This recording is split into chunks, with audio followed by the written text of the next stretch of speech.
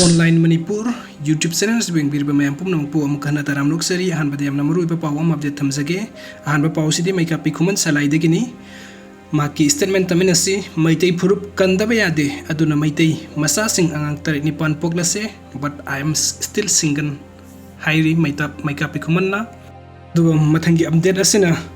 Binay Menaso Kuki in Israel shows a support with Kuki Sin Mizozomi in Manipur. Israel da Manipur gi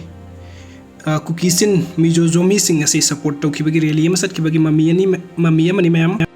Aduga mathangi update asina lanjana rakhiba mitai gi yumda Kuki na yumban kaiban duna lairamle. Hauzik thokli beirang asina maram oiraga yum kaya Kuki Sin mai thadok pikraba singi manungda khakau duna lehuba lanjana rakhiba mioi khargi mioi singi mafam aduda ayaba hairagani haina mafam aduda deploy tawba army personnel kharga mitai gi yum amada kukina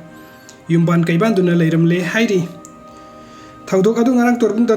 thokibani hairi thamari phajila kador beirang asigi horofum oirba surasanpur ganak na balaiba torbungda kuki singa yum mai thaba mi harim pun tawduna lakibana mitai amata sangbangam dana leirakibani adu ngarang mafam aduda ngaksena bagi deploy tawriba kumon regiment gi siona torbung area gi Irang leitre yum mai chakhuduna leiriba yum sing asida mi leiba yaragani harakpagi torbung mamang lekai de leiba inaw ko mioi amana mahakanak na ba topa mioi kharga army personnel kharga sanglubada inaw gi yum maktada kukina ising mai sing punsinduna yum banduna leiramle hairi maduda inaw na mafam asida mi leire haiduna chenthorki adubu army personnel sing aduna mioi sing tanaki hairi thanguk asigi matang mafam adugi miyamna mamang dagi mafam asida state force thambina ba kayar khanna lengak ta haijara basu tabide kuki sing na mitai gi lamda drone camera sing sisana duna yengbada sifai sing na kari su haide aduga mitai sing na isagi lamda kari tauriba ge haiduna yengsin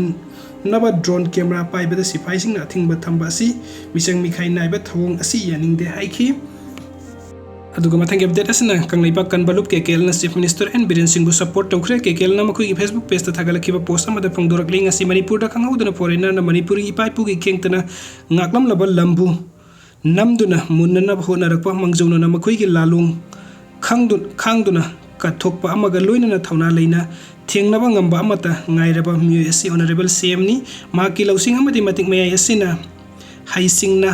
ngakthok tuna ngasi de Manipuri thukai pa ngamoi haiba chapsana khange amadi matung tarakpada Manipuri thukai na basilakpa khudingmak honorable CM bu support tawduna punna kanminasi haina KKL na phongdorkli video sing bibagdamakta mayam pumna mukana thagachari anob update kitmakta nuksi video na channel subscribe to biramu. Thank you so much.